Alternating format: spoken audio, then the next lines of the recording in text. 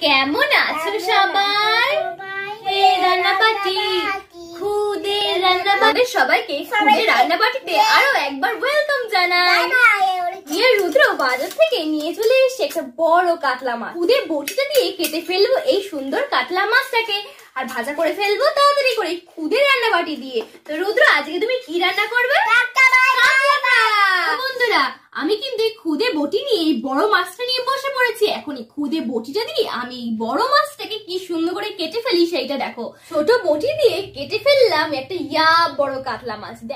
তো আমার ভাই বলেছিল লেজা খাবে আর সে লেজা খেয়ে রাজা হবে। তো তেলটা কড়াইতে দিয়ে দিল, মাছটা এবার আমি দিয়ে দিলাম, নুন হলুদটা রুদ্র দিয়ে দিল। নেড়ে দাও নেড়ে দাও, সুন্দর করে নেড়ে দাও। ঢাকা চাপাটা দিয়ে দিলেই হয়ে যাবে আমাদের মাছ ভাজা। গরম গরম মাছ ভাজা, গরম গরম ভাত আর বাটন দিয়ে খেতে কিন্তু অসাধারণ।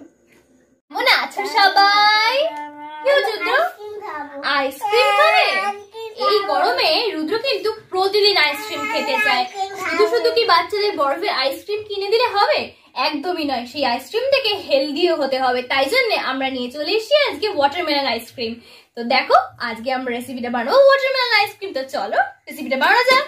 তরমুজ থেকে কেটে নিই, তরমুজের কিউব গুলো এবারে আমরা বের করে নিই। চলো তরমুজের কিউব গুলো থেকে জুসটা বের করে নিই। তরমুজের জুস বেরিয়েছে, তো লেবুর রসটা জুসের মধ্যে দিয়ে দিল। এবারে ওয়াটারমেলন জুসের মধ্যে চিনিটা দিয়ে দিল। আইসক্রিম মোল্ডের মধ্যে জুসটা দিয়ে দেই। সব করে দাও রুদ্র।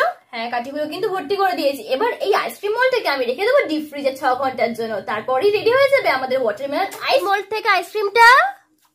ওয়াও, কি সুন্দর ওয়াটারমেলন আইসক্রিম! আর খেতে হয়েছে, রুদ্র খেয়ে বলো কেমন হয়েছে বলো। আর খেতে হয়েছে অসাধারণ।